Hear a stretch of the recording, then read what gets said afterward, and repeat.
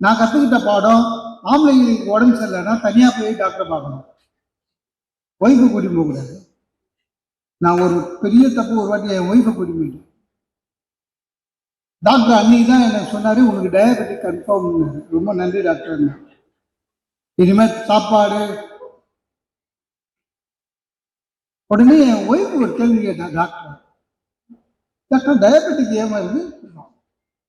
இங்க நிறைய பேர் சாரை கேட்டாங்க, கேன்சர் ஏன் வருதுன்னு. அவர் சொன்னார்ல, ஜீன்ல கொஞ்சம். அவரும் அதே தான் சொன்னாரு, டயபெட்டிக் ஏன் வருது. அவர் தான் பண்ணாரு, ஜீன்மா. அவர் ஒரு கேள்வி கேட்டார் சார் டாக்டர்.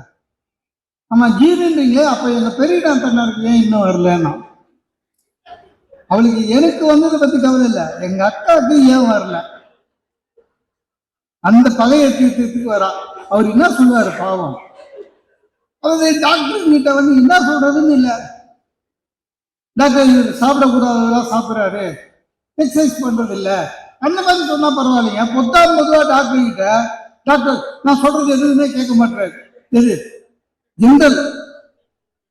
அவரு உடனே எஸ்விராங்க மாதிரி இடுப்புல கை வச்சுக்கின்னு, என்ன மிஸ்டர் மோகன் ஒய் சொல்றது கேட்கறது இல்லையோ, அவரு நம்ம அவங்க சொல்றது கேட்கிற மாதிரி எவன் கேட்டுருக்கோம். அதனாலதான் இந்த அளவாது நல்லா இருக்கும் இல்ல. ஆமாங்க, வாக்கிங் போக சொன்னாரு. ஆனா ஜென்ரலா சொன்னாரு, 40 வயசு தாண்டா வாக்கிங் போகணும்னு.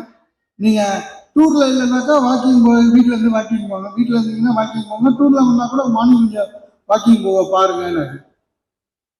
இதுல என்ன விசேஷம்னா, நான் வாக்கிங் கிளம்பும் போது என் ஒய்ஃப் கிட்ட கேட்டேன், உனக்கு 40+ வா. ஏன்னு, என் நல்ல மனசுக்கு ஒன்றாவது, நீங்க போங்க. அப்ப வாக்கிங் போறவனா கேடு கட்டவன்னு அர்த்தம்.